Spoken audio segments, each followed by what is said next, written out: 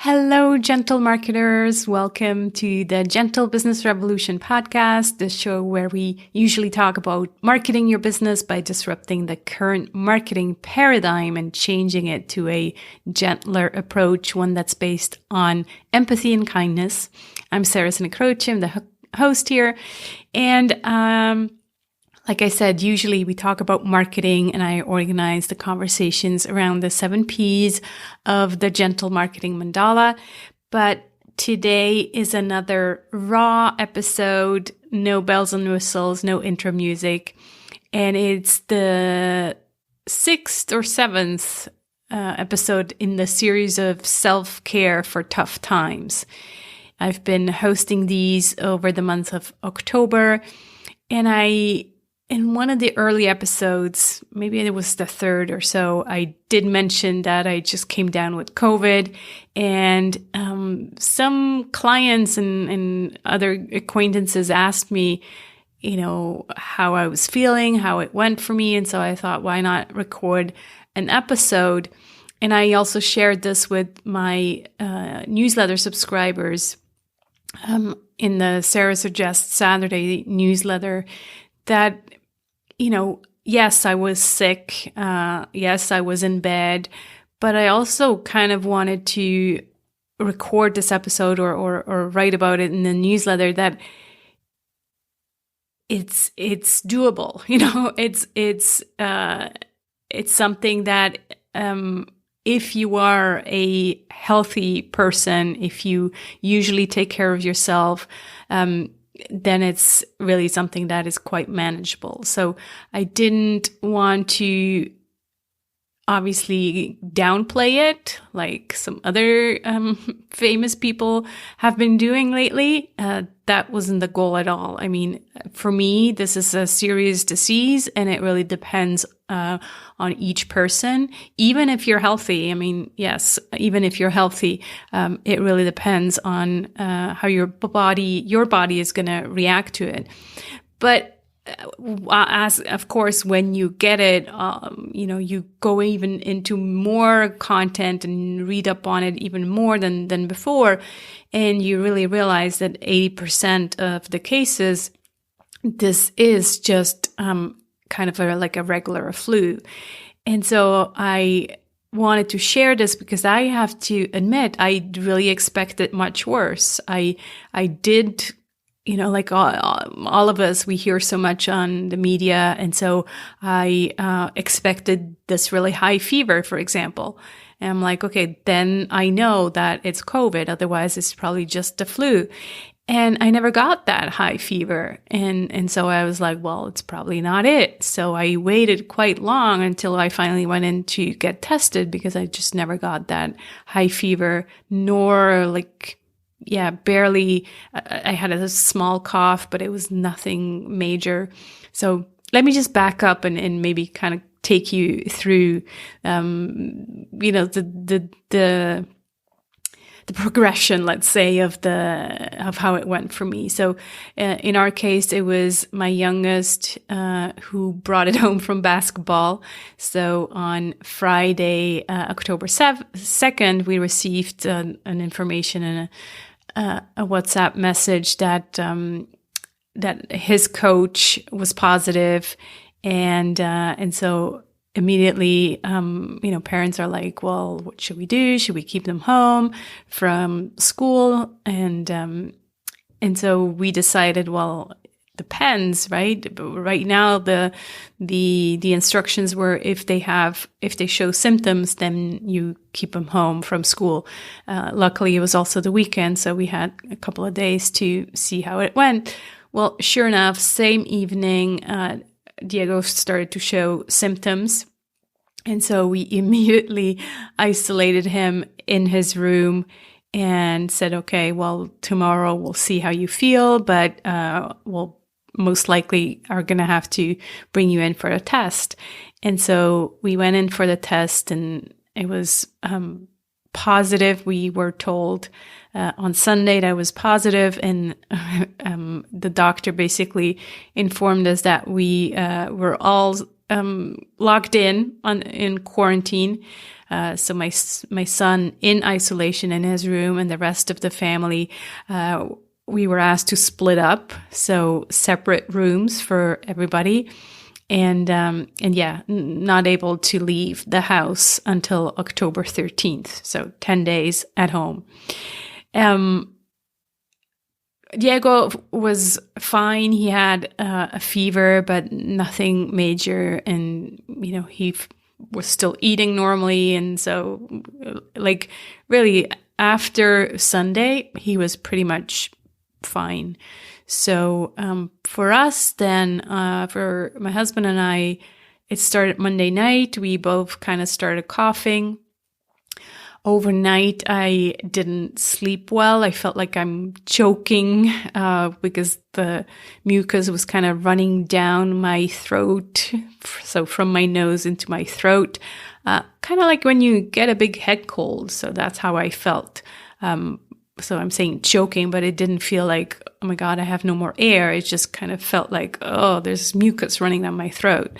So that's how I felt from Monday. And then Tuesday, I was still working, feeling a bit off, but no fever. And then Tuesday overnight till Wednesday night, that's when I started coughing. And Tony was saying that I was kind of like almost coughing in my sleep. He thought I wasn't sleeping, but I was. So, but again, I didn't feel like, I had this big cough. I just felt like it was a very dry cough. It was more like an irritating cough. And so still thinking it's probably not COVID since there was no high fever, like barely raised temperature. So I was like, well, what's the point of getting tested since we're in quarantine anyway? I'm not risking to give this to anybody else. But then I did start to notice, okay, this is getting a bit worse. I had to cancel the Gentle Business Circle call on a Wednesday night as I was just not feeling well, mostly fatigued, like it's something that, yeah, it's hard to describe. I didn't feel ill, but I felt just very, very tired. And then Thursday, I finally decided to get tested, and I just wanted to know so that, also for the rest of the family, because until Thursday, I was still out and about in the house and I was the one cooking. So I was like, well, it's probably still safer to know that in case I do also have it, I should probably be in my room as well. So still expecting it would be negative. And so we went in and got tested. And again, they said, it's going to take 24 hours. Then Friday morning, I wake up with huge muscle pains. My whole upper back was like really tight and painful. And then Friday afternoon, they called me and let me know that the test is positive. So now I have to also go into my room. So there's two of us pretty much locked into our rooms, and Tony and Simon. Tony's test came back negative, so he didn't get it. And Simon, my older son, he never showed any symptoms, so we didn't test him because we thought, well, he looks completely fine. So then the whole quarantine also got extended because now I was, the one putting everybody else at risk again. So the whole thing got extended. So overall, it was like just really painful to deal with that as a family, and to, whenever I had to leave the room, I had to put on a mask, and everybody else was wearing masks, and it's just like more the headache of trying to live in the same house while two people are supposedly very contagious and have to be locked up. So from Friday, Saturday and Sunday, I still felt very, very tired. I had no energy. I was basically in my room watching YouTube most of the time, or doing some slight reading, but feeling very, very tired. Monday started to feel much better. And then slowly, feeling better every day. And so now we are the 19th. And so the quarantine has ended, 13th, 19th. Yeah. Was that 6 days ago? And so today is like probably already yesterday on Sunday. I feel myself again, my voice. If I hear myself talking, then it's still a bit, sounds kind of like I still have a cold, even though I'm not blowing my nose at all, but it's just something is still there. But in terms of my energy, I'm slowly getting my energy back. I'm back to yoga. I'm back to walking outside. That was still difficult 2 days ago. So I can totally see how for some people, when they get these symptoms much harder than I did, how it will be, a long recovery. I'm very, very, I feel very lucky that for me, it didn't feel that long, even though already 10 days, completely out of order is a long time for me. But I can tell that if you really get these symptoms much harder, then yes, building up that energy can be quite hard. So, that's how it went for me. And I, in case, God forbid, but in case anyone who's listening does get it, I really hope that's something like that. It will go like that for you as well, that you recover fairly quickly. I think what really helped me, also, if you listen to the episode with Andrina, where we talked about essential oils. So I definitely used them. She was so sweet. She sent me a care package. If you're listening, Andrina, thanks so much again. So, I was using those. I was inhaling, tea tree. I was rubbing Ramen Satra or something like that, on my feet. That's against the virus, infections. And I was basically using all the oils that she was mentioning in that episode. So if you haven't heard that yet, go back and listen to it. That was helping a lot. And I think it really also, I only just realized that now, but I think mindset is a big thing with this. Like if you are already worried of getting it, and I have to be honest, I was worried of getting it because we just don't know how our body is going to react, right? But once you get it, if you're like, oh, this is the end and it's going to be a disaster, and if those are the thoughts, well, then obviously it's going to take even longer to get better. But if you're just accepting that you now have it, and it feels almost, to me, it felt like, oh, okay, finally, now I can deal with it. It's almost worse to always think, oh my God, am I going to get it or not? And now you have it and you're just like, okay, what can I do? And that's what I felt like. On one hand, what can I do? So essential oils and baths and just trying to, kind of use these little things to make me feel better.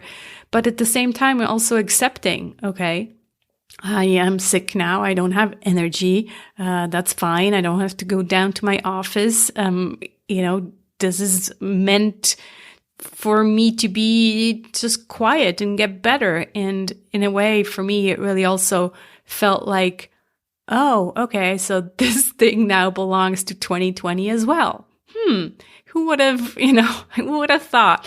And so coming from that perspective, I think helps a lot, rather than, thinking all these negative thoughts and going into why me, and, out of the whole basketball team, only Diego got sick, and how come I got it? And all these thoughts, they're not going to change the reality. And so they're just not helpful to engage in. So really the mindset makes a big difference as well, I think. So anyways, I wanted to record that again, not at all to downplay the seriousness of the virus, and I can't predict how it's going to go down for you, but to me, it would have helped having someone tell me, look, it's going to be okay. There's actually 80% of people who are experiencing this just like a flu. And so I'm hoping that's what this recording does for you. And of course, there's also the very likely chance that you don't get it. So keep washing your hands and keep keeping the distance and wear the mask and all these other things that we can do. And listen to that episode with the essential oils, just so that you can maybe already do some preventative care in order to stay clear from this crazy little virus. So I hope this has been helpful. Yeah, that's all I have, really. Thanks so much for listening. I talk to you again soon. Bye-bye.